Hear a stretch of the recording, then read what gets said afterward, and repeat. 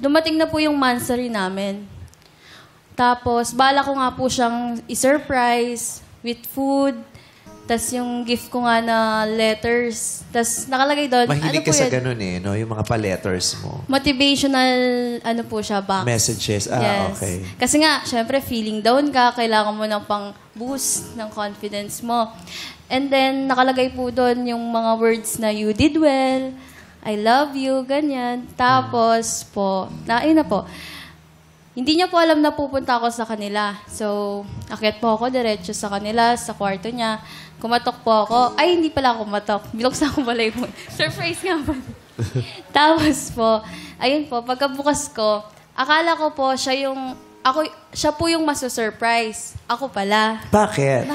Kasi po, habang nakatutok po siya sa cellphone niya, may kausap po siyang babae.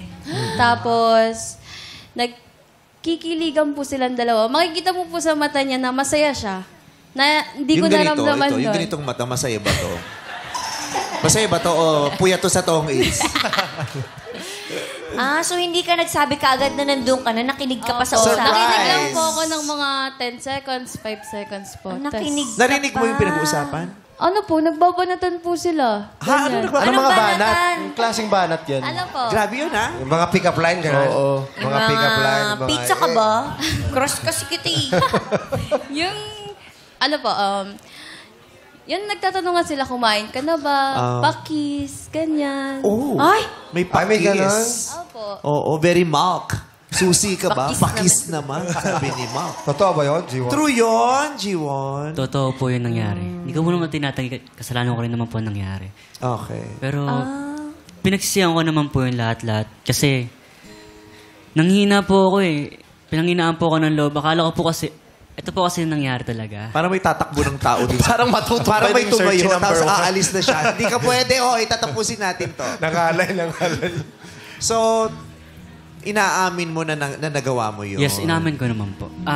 Kaya ako po nagawa yun kasi may manliligaw po siya na, hindi naman po actually na nililigawan siya. Ayun po talagang gusto ng magulang niya. Talaga? Meron ka manliligaw, no? Nire-reto? Yes Parang po. ganun Yung Pinaligaw ni ayun mama. po, pinaliligaw po yung sa kanya po ng mama niya. Ay, crazy. Mataas po kasi para sa akin yung lalaki. Hindi ko kaya abutin eh. Kumbaga, doon na po bumagsak ako. Down na po talaga ako. Kumbaga may kaya yung lalaki. Opo, may kaya po. Pogi pa, matangkat, ganun. Ako, ito lang. Kung ano yung kaya ko, yun lang. Tas, Kaya naghanap ka ng iba. hindi pa po ako naghanap noon. Kumbaga, nanghina na po talaga ako noon. Tapos, nakita, yung, surpresahin ko rin po kasi siya dapat noon eh. Sa kanila. Pumunta po bali ako sa bahay nila kasi bilang pag sa magulang po nila. Kumbaga yun, tinapangan mo. Tinapangan ko na po. Hindi, babalikan niya lang yung magulang. Rest back ka lang. Ganun. So, surpresahin mo, tapos haharapin mo yung parents niya, kakausapin mo. Haharapin ko po talaga yung parents niya. Kaso, biglang may narinig po ako. Kasi, gate po nila, ito lang po, tapos sa loob po sila ng gate lang. Anong narinig mo? Mag-uusap po yung lalaki, tsaka yung mama niya. Na, Yung nire-reto sa kanya. Opo. Sabi po ng mama niya, ito yung anak ko. Wala pa tong BF. Pwede mo naman ito ligawan, tsaka yung nagkaagos sa kanya, wala namang kwenta yun. Narinig mo yun mismo? Yes po. Sa pangalawang pagkakataon, narinig mo na naman. Yes po. Sabi niya po sa akin, wala namang problema kay Chrissy. Okay naman yung anak ko. Basta alagaan mo lang. Basta mo lang iwan, ganito, ganyan.